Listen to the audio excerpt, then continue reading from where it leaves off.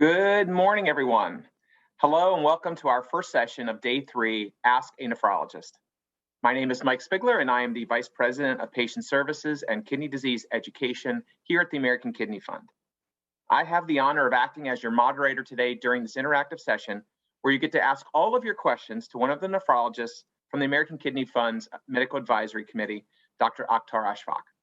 Here at AKF, we have found these Ask a Nephrologist segments to be among our most popular offerings, and we think that this will provide all of you with great insights and information.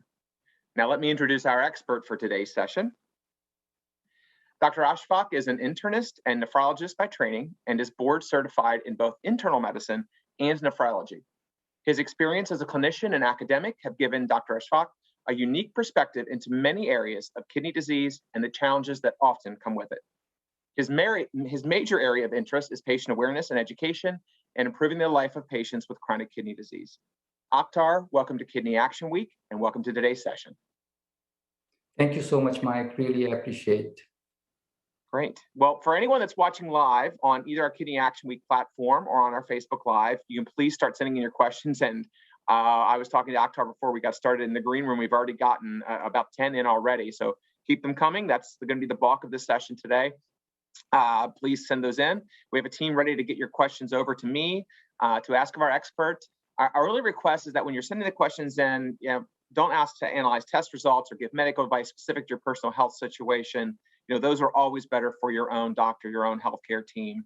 And we'll only use your first name when posing the question to our guest nephrologist. So we hope as your questions come in today that you start to have the confidence to ask your own doctors about your health. And Akhtar, as we start to collect the next round of those questions that are coming in, let me start with this question. How would you describe the job of a nephrologist, and how did you come to become a nephrologist yourself? Well, you started with the toughest question. Nephrologist's job is to make sure that the patients do not go on dialysis. That's the premier job. But what nephrology field is about, it has to do with the kidneys. So anything to do with the kidneys, any abnormalities that occur in the function of the kidneys, it's the nephrologist's responsibility. Anything which brings patients to kidney disease, for example, high blood pressure, diabetes, or other kidney diseases are all most of the time dealt by the nephrologist or in coordination with endocrinologists, for example, or other subspecialties. But a lot of time the folks don't recognize that high blood pressure is actually a kidney disease. Kidney is the organ which regulates salt and water, and as you know, these are the two most important things which lead to high blood pressure. So the folks who go to a cardiologist to take care of their blood pressures, they should actually come to the nephrologist, because they are the subject matter experts to take care of patients with kidney disease. And as far as the nephrologist, the doctor who takes care of the kidney diseases, specifically the functional part of the kidney disease, is the nephrologist. And a lot of time people get confused between the urologist and the nephrologist. So urologist's job is like, and I'm not trying to degrade or anything, but it's the plumbing part of the kidney. If you have any obstruction or if you have any tumor, God forbid, or anything, those are the ones which the urologists take care of. But if you have an abnormality in kidney function, that is the area which the nephrologists cover. Thank you very much. And just that you kind of hinted on something that we got a question about. You talked about a cardiologist. They work with high blood pressure. They work with heart disease. And you mentioned an endocrinologist. Can you talk a little about what an endocrinologist usually does and how they work with you and your job? Yeah, first of all, everybody has to, on this call, recognize that when we talk about the different subspecialties, in the ideal world, you all want to work together. And you want to, as a patient, you want to see that everybody who is involved in your care is talking to each other, making sure that they are on the same page. I have seen very often in my practical life that a patient goes to one doctor and the doctor puts a patient on one medication, and then he goes to the next doctor, and the next doctor stop that medication and start him on something new. And at the end of the day, patients feel like they are the guinea pig being experimented by different people. I think it's really critical for everybody to work together to make sure that the patient, number one, is safe, and the number two is patient is getting the best care. Now, for a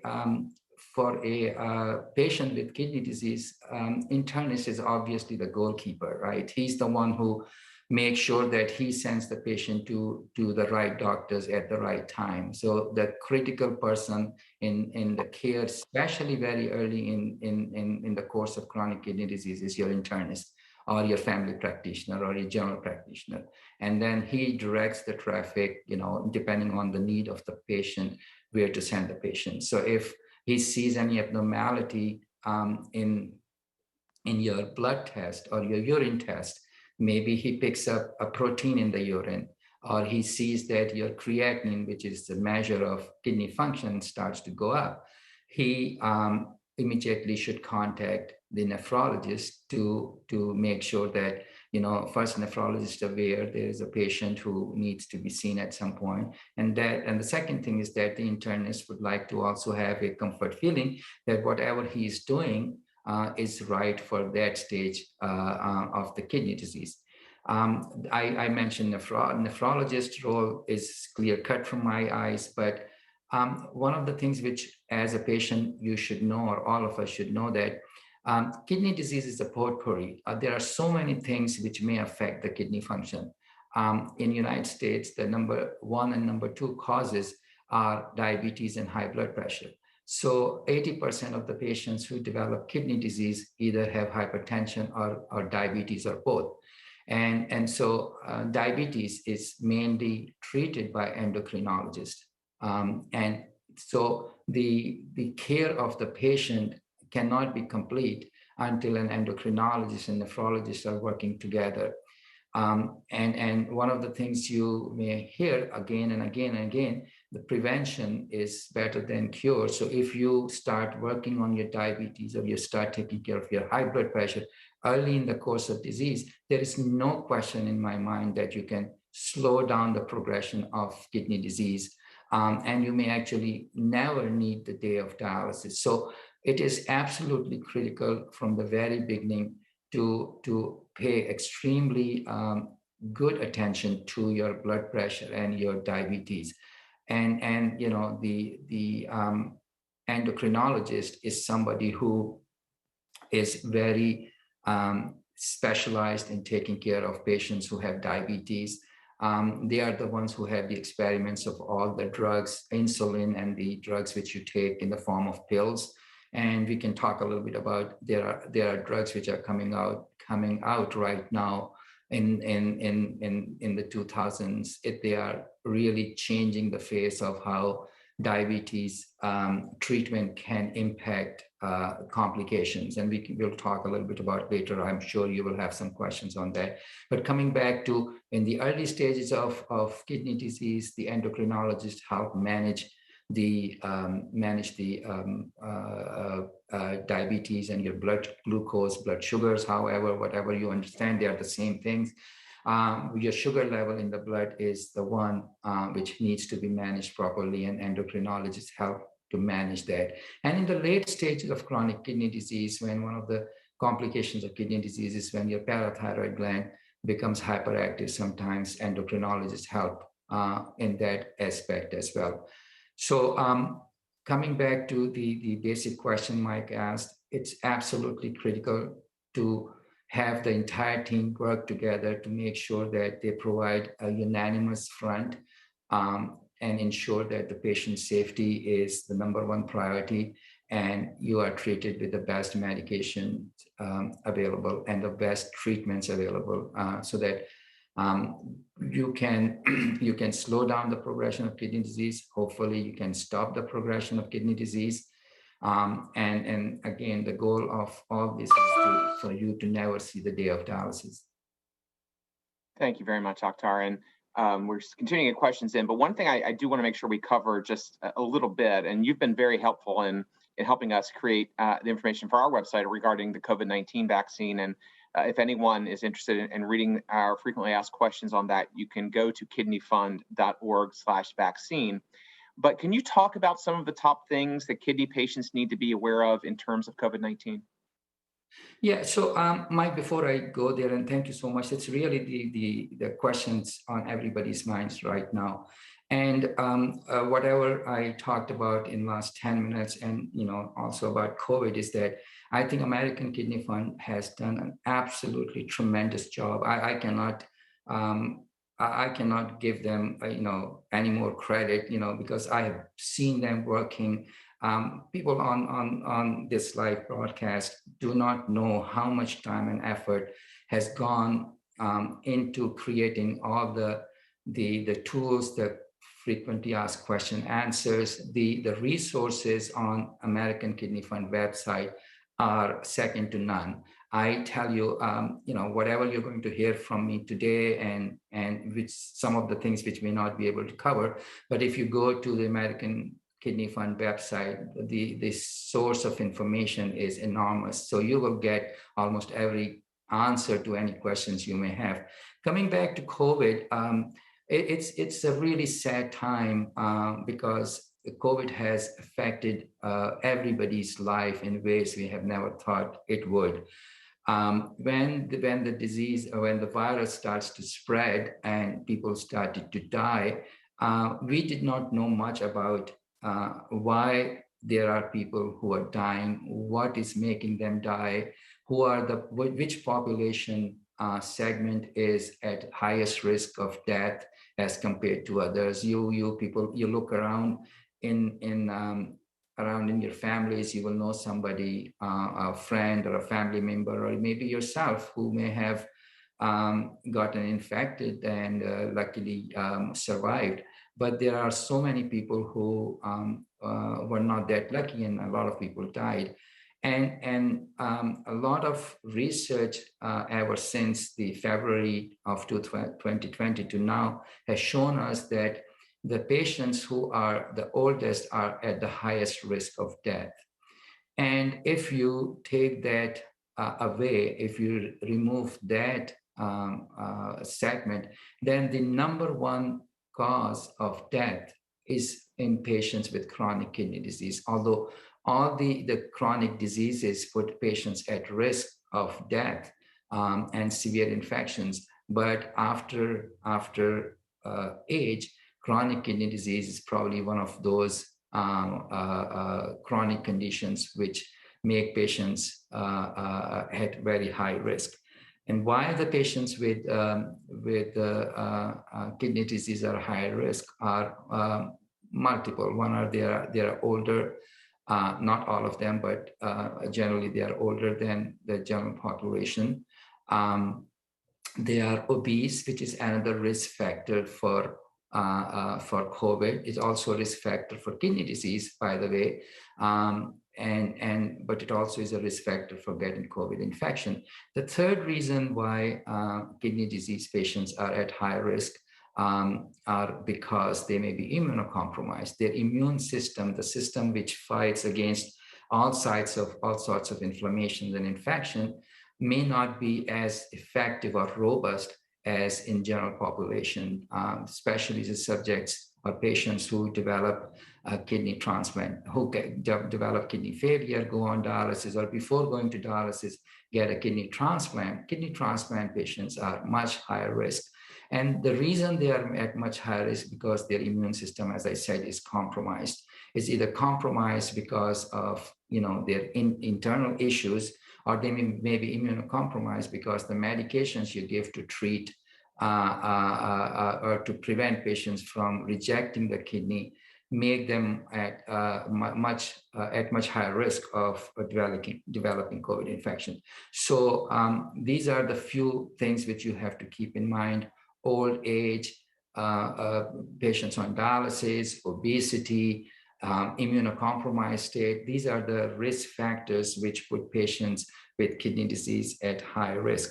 And that's why we have worked very, very hard. When I say we say as a nephrology community, and patient organizations like American Kidney Fund have taken the forefront and lobbied about getting the kidney patients vaccinated before anybody else, and they have done a great job in making the point across that patients with the kidney disease are at high risk and they need to be immunized first. And if you want to get more information, as I said, American Kidney Fund website is a really great resource, and I think you will find all the answers you need from there. The last thing I would want to talk about here is the booster dose, because that is something which is being debated all around, not only in the United States, but around the world. And people have all talked about the ethical reasons of why we should be giving boosters or not giving boosters. But one thing is very, very clear, is that if there is anybody who is the right candidate for getting booster or the third dose, if you have gotten the two mRNA vaccines, the booster dose or the third dose is the right thing for patients with chronic kidney disease. And we highly recommend that you should get that if you have not already received the third dose. As far as the general population is concerned, there is still debate and jury is still out. We don't know if for people who are otherwise healthy and young need the third dose. But one thing is for sure, patients with chronic kidney disease need the third dose and should get it unless there is an absolute contraindication for not getting the vaccine. Thank you very much, Akhtar. And again, for more information on the vaccine, you can go to our website at kidneyfund.org/vaccine. And we had a question from Valentina asking about CKD and whether or not you can get the vaccine. As Akhtar mentioned, you certainly can, and you can get more information on that page that I mentioned. Akhtar, one of the questions that came in, actually two of them, I'm going to kind of combine, one from Vinny and another one from Valentina regarding diet.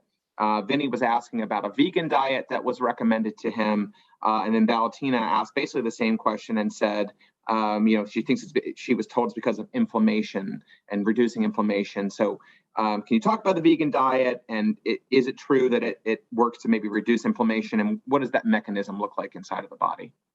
Yeah, in the last 10 years, there has been tremendous interest in vegan diet, and in the medical communities is not out of these discussions.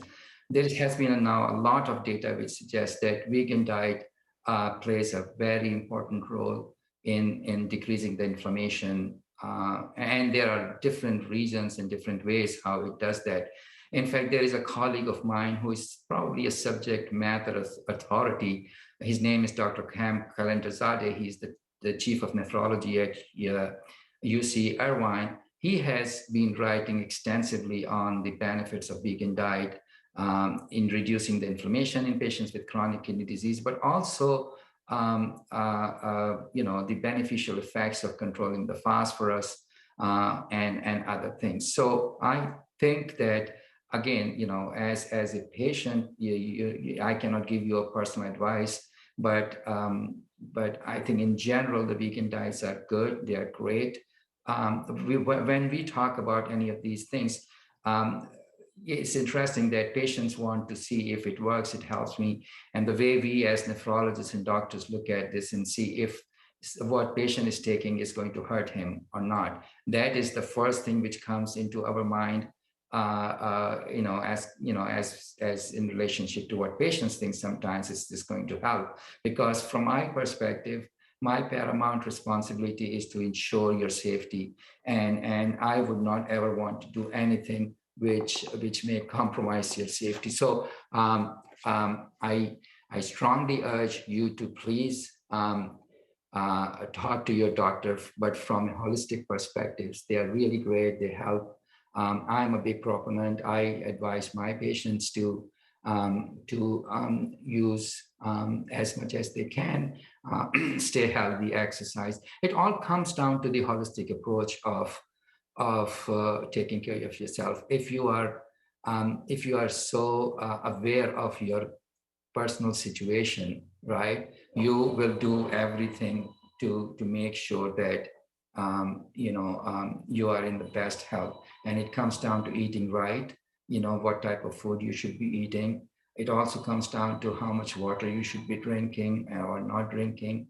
It also comes down to exercise. And I think that is another question which people always ask. How much exercise should I be doing or not doing? And my answer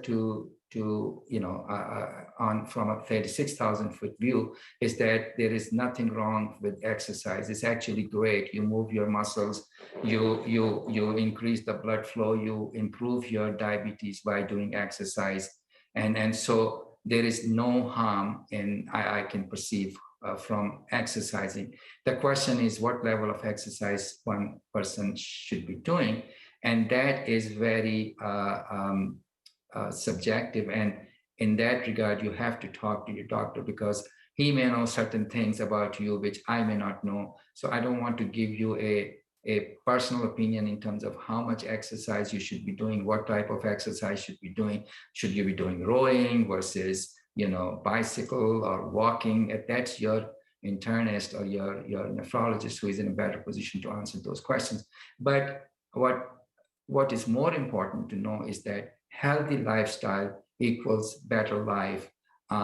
It equals slowing down the progression of kidney disease, helping your blood pressure, helping your sugars, protecting the inflammation. So all these things, it's a package. And the people who take care of themselves do all those things, not just one. They just don't eat healthy, but when they eat healthy, they also exercise. They also take care of themselves. And one of the things which people always talk about the pain medications. And I, as a nephrologist, I can tell you that pain is a real issue. If the doctors who ignore pain are in my opinion, don't do the right thing, because as a clinician, we have to assess the pain, the level of pain, the frequency of pain, the type of pain, and to use the right medication. So if you're eating healthy, you're exercising, you're taking your blood pressure medications, and you're not taking any medications for pain which may adversely affect your kidney function. For example, non-steroidals, and there are list of medications which fall in the category of non-steroidal medications like Advil, Motrin, Aleve, Naproxen, etc., etc.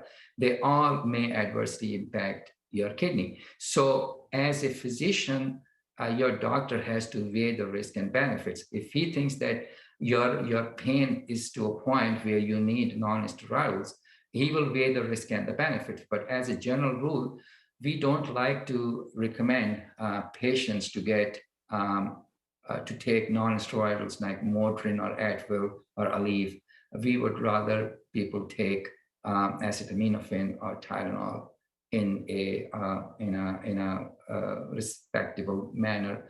The issue is that if you take too much Tylenol, it also may affect your liver. So it always goes down to the risk versus benefit. How much you need, what is the safe level, what is the dangerous level, and that answer can only be done by when you talk to your physicians. And then just want to touch one quick thing, which is in a lot of people's mind. We may not talk about this a lot, but that is the medical use of marijuana. And again, it is, in some people this may benefit, but I cannot sit here and give you a blanket statement that everybody should be on. It's very subjective and has to be done in discussion with your physician. You cannot do these chat room talks to say, okay, if it's good for one person, it's good for everybody. It has to be very specialized. It has to be observed. It has to be under the care of physician. And it's like anything else. If you take a medication, it has to be under supervision. You cannot take anything which may adversely affect, which may benefit one part of your body, but may affect adversely the other part of the body. So it's, again, a risk benefit. I keep coming back to the same thing, is the relationship of you with your nephrologist and your internist plays the key role in how you're going to do in your life. So, don't be afraid of talking to the doctors. I do a lot of clinical research as well, and I can tell you that in the last 10 years, one of the biggest changes that have occurred in clinical research is that now everybody recognizes the role of the patient. As I used the word guinea pig, I was making an analogy, meaning that you're not a guinea pig.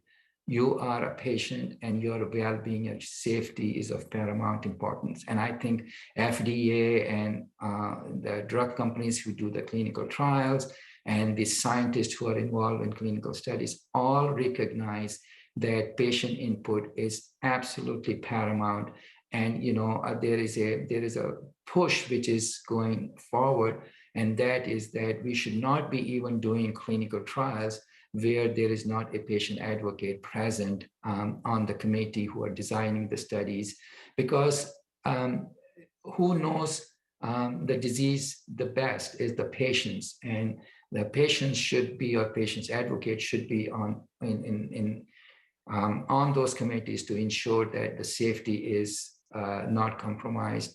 The quality of life is assessed. When we do clinical trials, we look at one question, but we don't look most of the time holistically in terms of how the patient is going to feel, how the patient is going to function, and what may be the impact on patient's life. And I think that's where the patient comes in. So please do not be afraid. You have enormous resources now available through organizations like American Kidney Fund, but that does not take away your relationship with your doctor, your nephrologist. So don't be afraid.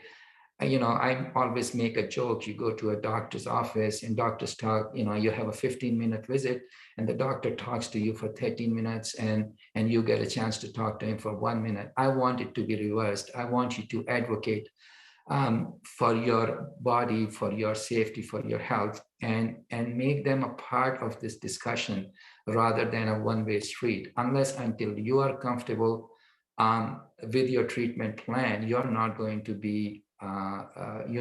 adhere to it. So it's really critical. I answered a lot of questions, which I thought may be in a lot of people's mind, but Mike, if you have anything specific which I have not covered, please feel free to ask.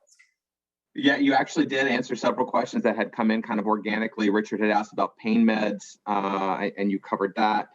Byron had asked about medical marijuana. You covered that one too. So I hope that answered the question for the both of you. Going back to the pain meds, and you talked about some of the over-the-counter medications and pain meds. Two questions kind of also related to over-the-counter medications. Laura asked, are there other mistakes that you see patients make in terms of over-the-counter medications? And then Steve asked about supplements. Are there supplements that help? Are there supplements that hurt as far as kidney disease go? Yeah, let me answer. Let me take one at a time. So let me answer first about the supplements. One of the things which the studies have shown that may adversely impact the kidney function are the nutritional supplements, or the high protein supplements, because one of the things which kidneys do is that kidneys get rid of some of the bad things which are produced in the body, and when the kidney function is not up to par, some of the things don't get out of the kidney function. A lot of times when you take supplements, it may also have high phosphorus in it. And, phosphorus of all the things is probably one of the worst things high phosphorus can impact your heart. High phosphorus can get deposited in your blood vessels. And as the kidney function gets worse, phosphorus doesn't come out. So high phosphorus leads to a lot of issues. There has to be balance, because it has also been shown that inflammation also reduces the protein level in the blood, and the people who have very low albumin levels have worse outcomes. So it is again coming back to, in general, I'm making a blanket statement. In general, nephrologists do not like patients to take protein supplements which have high protein, because of the issue I just mentioned. but your physician is the one who tells you the amount of supplements you can take, what type of supplements you can take or you cannot take. So it's really, really critical to talk to your doctor. I may be giving you a very unsatisfying answer because it's not black and white. But what you want to take from this discussion today is that you need to speak with your doctor because he's the one who knows your clinical situation the best. There are general guidance, general rules, which I described that nephrologists do not like very high protein nutritional supplements, but that doesn't apply to individuals. Every person is different, and the best person who can help you deciding is it good for you or not is your doctor. Now, coming back to the over-the-counter pain medications, Mike, I did not understand the question well, but as a rule, as I mentioned, the over-the-counter pain medications like Tylenol are probably okay to take, as long as you're not taking it in quantities which are above the prescribing limits, especially in patients who have arthritis and things like that. The acetaminophen works really great. But I am always concerned about patients taking non-steroidals like Advil and Motrin because they do harm in many different ways.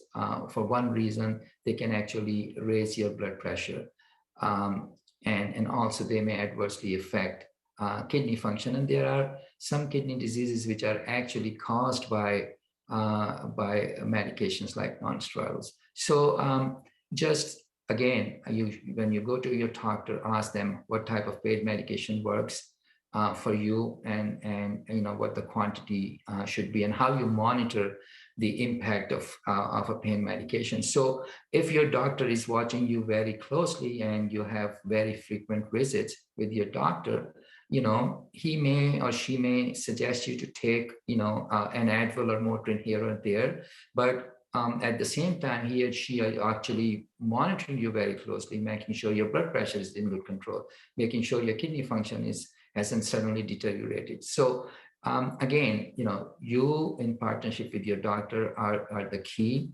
and everything in moderation may work. But have that discussion too with your doctor. Great. Question from Jim. Jim asks, is it okay to get a second opinion? When should you get a second opinion? And do doctors get mad if you go and seek a second opinion? So as a doctor, I mean, you can at least speak to your own personal, relationship to that, but certainly appreciate your thoughts. Yeah, I really think that this is very subjective. It's subjective on the part of the patient. It's also subjective on the part of the doctor. As a rule, I think nephrologists do not mind people getting a second opinion. I personally do not have any problem if somebody says, I trust you, doctor, I have all the faith in the world, but my family wants me. And I had this situation just yesterday.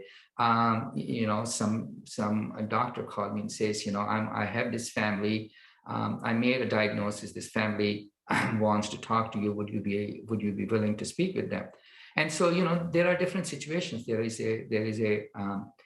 a concern on the part of the physician that the doctor may not have made the right diagnosis, or maybe there are some other issues. Maybe the patient did not like the mannerism, the bedside manners of the physician, and they lose faith. It's always good to be satisfied with you, unless you have faith in people who are taking care of you.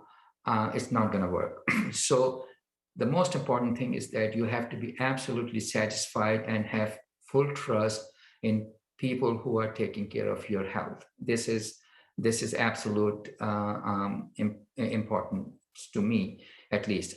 If a doctor gets upset, then I would go to a different doctor. I'm sorry, this is my personal view. There is no reason for any doctor to be upset. The patients have the right to be satisfied if the patient wants to have a second opinion. doctor should say, please feel free. Let me know if you want to continue under my care. That's perfectly fine. If you want to move your care to some other doctor, I will be more than glad to transfer your records to whoever doctor you are going to see. And I think it's a two-way street. sometimes, doctors get very upset at patients, and there is a reason. And I was talking to Mike the other day. There are also concerns that some of the patients may not be adherent to certain medications, sometimes certain protocols, and every time the patient goes to the doctor and doctor asks the patient, have you taken this medication? How often you're taking? And if he gets the sense that patient is not following his recommendations, there is a cause for concern on doctor's part, not because he is spending his time, he's getting paid. But he's more interested in your care because he knows more than you may know at that point about your health, because he has seen people who do not follow the diet, do not follow the exercise, do not follow the medications and the treatment choices the doctor has suggested for them, because he knows if you don't follow them, what could be the repercussions, how quickly the kidney function can deteriorate. And it is like, if it's your body, you're responsible for it, but it's not doctor's body. Doctor can only give you guidance and suggestions and help you. He cannot do it for you. So sometimes the doctors get frustrated.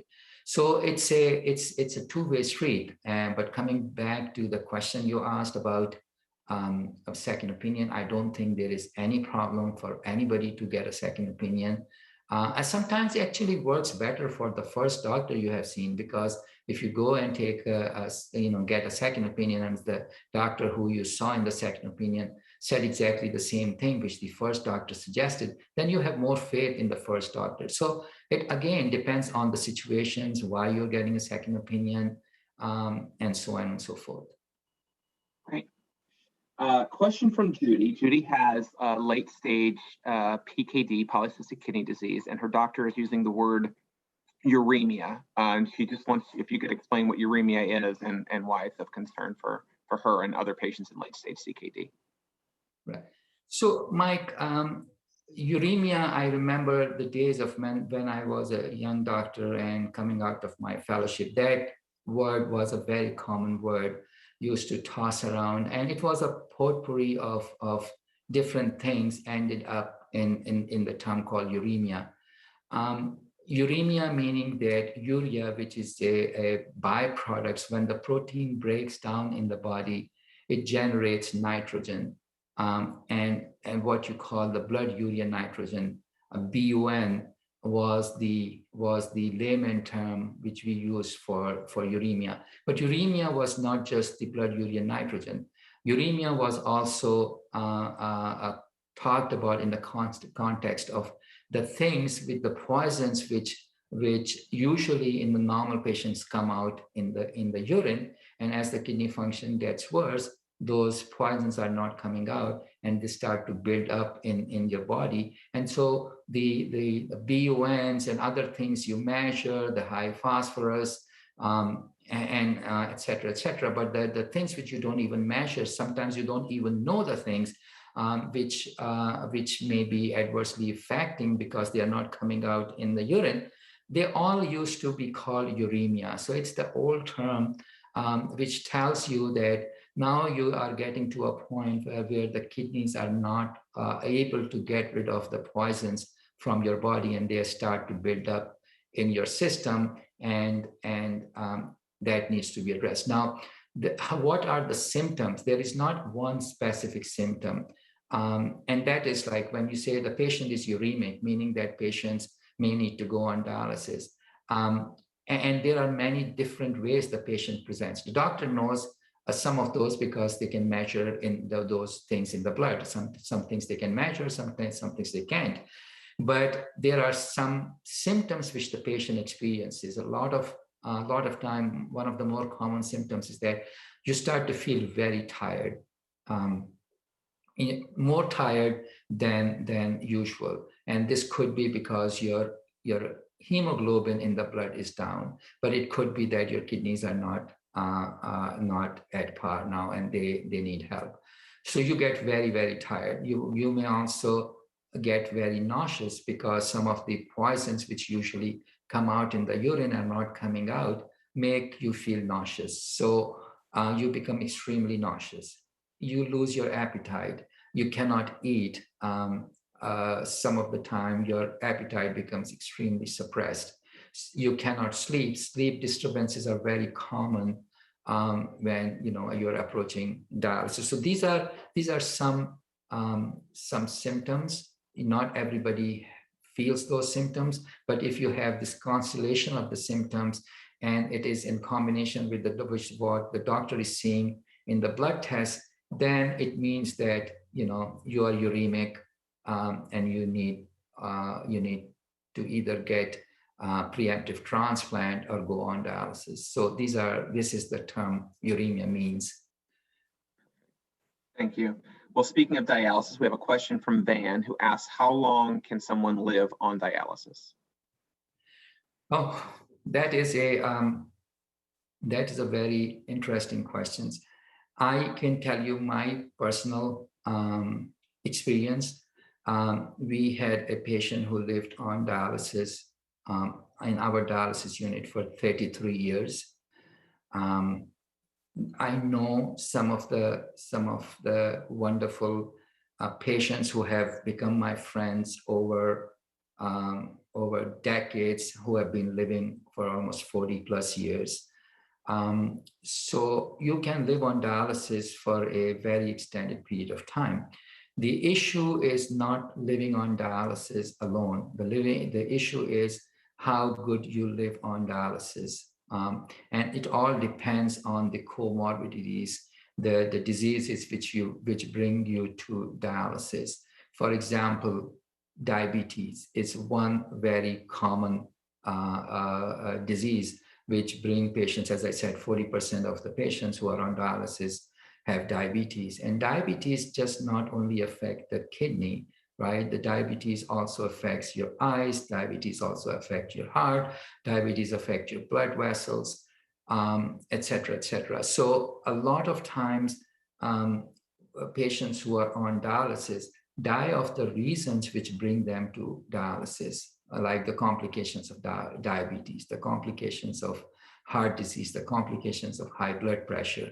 And that's why, if you historically look, patients who do not have these diseases like diabetes or hypertension, they had a much better outcome and survival on dialysis than the patients who are brought onto dialysis because of diabetes or high blood pressure. So you can live a very long life and very productive life. There was a wonderful nephrologist who I know, and I had pleasure and privilege to know him personally. He was on dialysis for several years, and he used to get dialyzed all night, and he used to work as a nephrologist during the day. So it all is very individual. It all depends on how good you're taking care of your body and your health, your diseases which bring you to dialysis. And so I hope if you take anything from this hour, is that you have to take charge of your life. You have to be the advocate. I always tell my patients that there are people who are going to try to hurt you, and you are the best advocate and you are the first defense for yourself. If you do the right things, if you do all those things, you may never see the day of dialysis. And even if you get onto dialysis, it's not a death sentence. And I don't say this very lightly, because my family members have gone on to dialysis, and I have lived with people who are on dialysis, and I understand the life. It is not easy, but if you're determined, if you're committed to be a responsible person for yourself and for your family and for the community, there is always hope, and there are always people who are willing and help to support you, but you have to take charge of your body. That's the bottom line. Perfect. Thank you. Well, lots of questions are coming in about tests and estimated glomerular filtration rate, which probably most patients know of EGFR, GFR, and if I could ask my team to put the links up in the different chat areas to our pages on EGFR as well. But Akhtar, I wonder if you could talk a little bit about EGFR, what it is, how the test is done, and in addition, several questions coming in about how fast does someone progress, through the stages. And there was another question. Someone said, my EGFR has dropped 11 points in a week, and is that normal? So maybe talk a little bit about the progression that happens with EGFR and just the test overall. Yeah, I think it's good to start from the basic to understand, how we measure the kidney function. I use the word measure, okay, because the gold standard, if you say, how can somebody assess my kidney function, you have to measure how much poisons are being filtered out of the kidney. One of the things which has been a topic of debate for a long, long time is that, measuring the kidney function is cumbersome, because the way you measure the kidney function is you have to collect the urine for 24 hours to measure BUN, blood urea nitrogen, and creatinine. What creatinine is creatinine is a byproduct of creatine. Creatine is the byproduct of muscle breakdown. So when and it happens with all of us, even, patients with normal kidney function, abnormal kidney function, we are breaking down our proteins. So when we break down our proteins, normally those proteins are broken down into what we call creatine. And by the way, I just tied that to a little regression, but creatine is one of the things which you find a lot of times in the protein supplements. And this creatine is converted into creatinine in the blood, and it comes out in the urine. And so if your kidneys are not working, again, creatinine is a surrogate marker of badness, but the creatinine starts to build up in your body. And that is not coming out in the urine. So we know from the studies how much a normal kidney can excrete or get rid of the creatinine in the blood.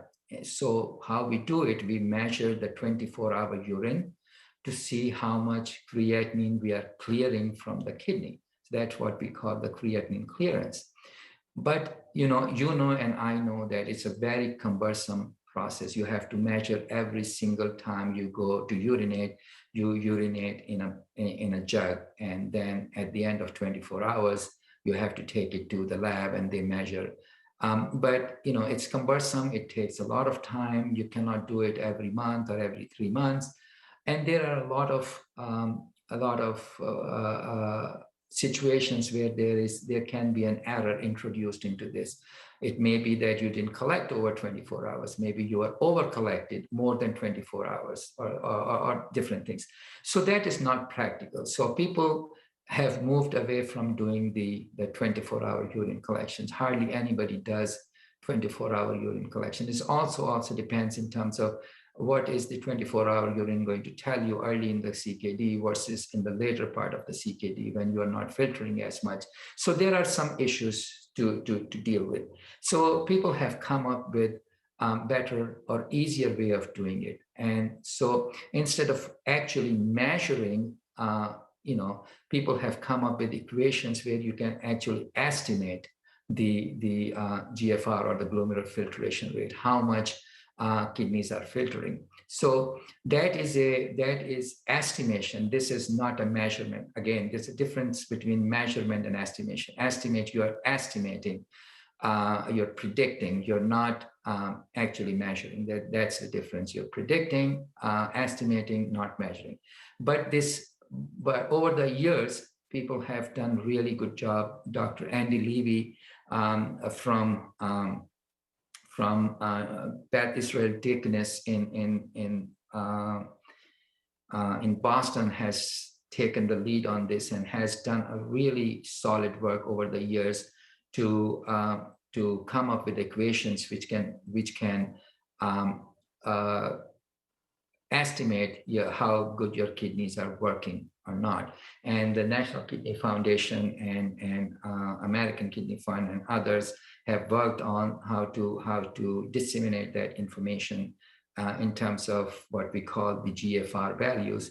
And nephrology community has come up with the 5 stages of chronic kidney disease or kidney disease on the basis of this estimated GFR.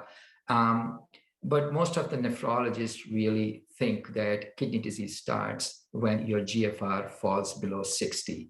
And so that is the number which a lot of people pay attention to. And the lower that eGFR number is, below 60, the worse your kidney function is like. The first stage and the second stage are above 60. And you know, I don't want to go into a little bit more semantics, because in some patients who have diabetes, actually when their kidney disease starts, the GFR actually goes up before it comes down. But for our discussion matter, everybody believes that you have to start paying attention when your GFR goes below 60. Now, the goal of everybody's therapy, and by the way, this GFR is estimated on the basis of your blood test your doctor does. Some people say kidney panel, some people say chemistry panel, but what they are measuring in that panel is your creatinine. And then they put those numbers into this equation, and there are different equations, MDRD equation, CKD-ACP equation. But the bottom line is that a lot of people are aware of how it's done. It's done by blood test, which your doctors take on a routine chemistry. They measure the creatinine in that, and then they plug that creatinine number into these equations to come up with the eGFR, or estimated glomerular filtration rate. The lower the number is, the worse it is. Now, the idea of doing this was manifold, right? You know, it's good to have patients know the number, meaning that, you know, we always talk about, you know, when you go to a doctor's office, you always ask, okay, what is my number? What is my GFR? It's really absolutely critical, because you know what was my GFR 3 months ago, what it is now, what was 6 months ago. So you can actually track the trend of the decline in your kidney function. The goal of all of us, what we are doing today, is to change this curve or slow down the progression of this slope of eGFR, so that it means that the kidney are not deteriorating as fast as they were before a treatment was instituted.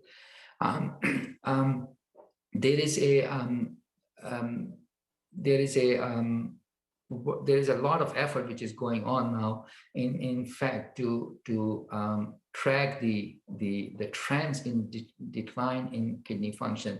I can tell you, whatever question somebody had, that, you know, there was a drop of 11 cc or 11 ml per minute per meter squared. That's the way it is written. It's 11 delta change of 11, or meaning that decline of kidney of your GFR by 11 in 1 week is erroneous. I do not think it's accurate. If it's accurate, that it means that you have something acute on top of your chronic kidney disease. That something needs to be addressed. And I think before you go all crazy about this, because errors happen, right? You know, that's why. So the key is to go back to your doctor, repeat that test, and see if it's accurate or not. If it's accurate, then you know, the doctor has to figure out why there was such a decline in your kidney function in 1 week. Did you take any non-steroids? Did you become dehydrated, or something which may have led to that sudden decline? So I gave you a very long answer. I hope I covered. That was good. We had a lot of questions, so it was good that you gave a long answer because there were plenty of questions related to that. Well, I want to thank everyone for the questions and for joining us today. And before we leave, I wanted to give Akhtar a chance to provide some final thoughts. And Akhtar, we only got about 2 or 3 minutes left, but I know you wanted to highlight just some of the hope and innovation that's coming in the field right now. And I wonder if you could do that in 2 or 3 minutes.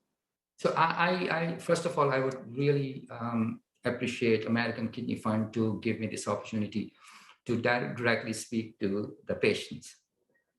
As I said, I'm a nephrologist for 27 years, and I honestly tell you, this is probably the most optimistic I have ever been in patients who suffer with this disease and the family and the impact on society.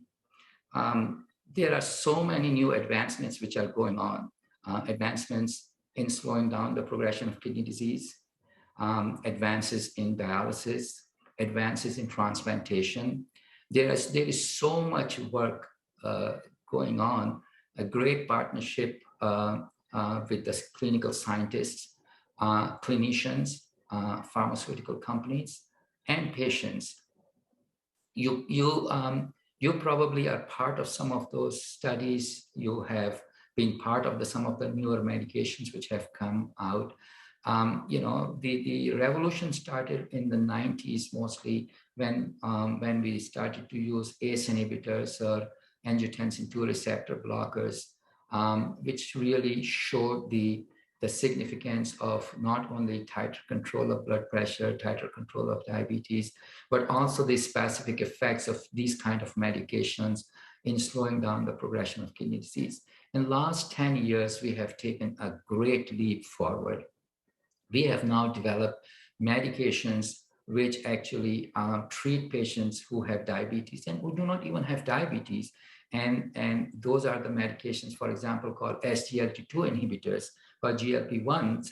SGLT2 inhibitors, and I want you to go and talk to your doctors about them, because these are the ones which actually not only have shown benefit in controlling your diabetes, including controlling your weight. As I said, obesity is a risk factor for progression of kidney disease. So not only diabetes control, hemoglobin A1C control, but your obesity control, but they also have shown significant slowing down of the progression in kidney disease, as well as have really shown benefit to prevent death, both from the cardiovascular diseases and from the kidney causes. So these are really revolutionizing medical field right now. There is another group of drugs which are being tested and have been approved, called a mineralocorticoid receptor antagonist.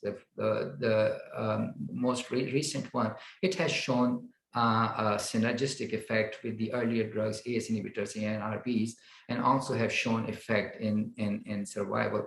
And then there are new things which you don't even think of. We talk about how we can slow down the progression so people don't go on dialysis. We want to transplant patients so that they can live longer. There are things which are being done now using the artificial intelligence, your historical clinical data, to come up with the trajectories. Who are the patients who are at high risk of advancing faster, so that you can address those patients who are at high risk of getting severe disease. We are developing tests now where you can actually predict who's going to get transplant rejection before they actually see the transplant rejection. And I can take another leap forward, which is like almost unheard of, and it has not even been on the radar of a lot of people.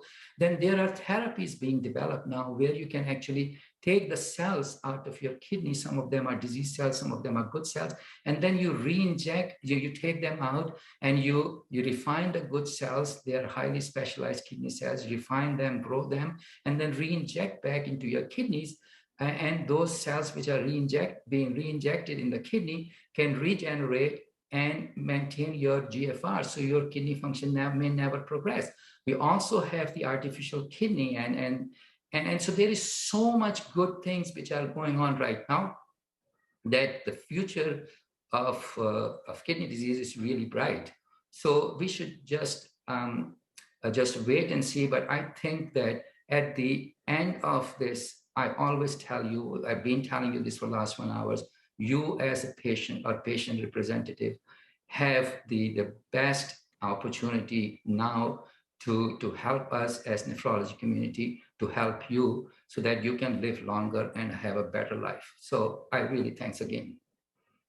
And thank you, Akhtar, for lending us your time and expertise today for all of your questions. I know we didn't get to all of them, but there is another Ask the Nephrologist session later this afternoon that was mostly focused on diet, but that cooking doc can answer those questions too. Once we conclude the session, you will see a link for a quick survey in a green box below the session video. Please take a few minutes to fill it out and tell us how we did. Your feedback will be very useful as we plan future sessions. Our next session, a congressional briefing on increasing kidney transplants in communities of color, will begin at 1 p.m. Eastern, 10 a.m. Pacific time, and we will see you then. Thanks, everyone.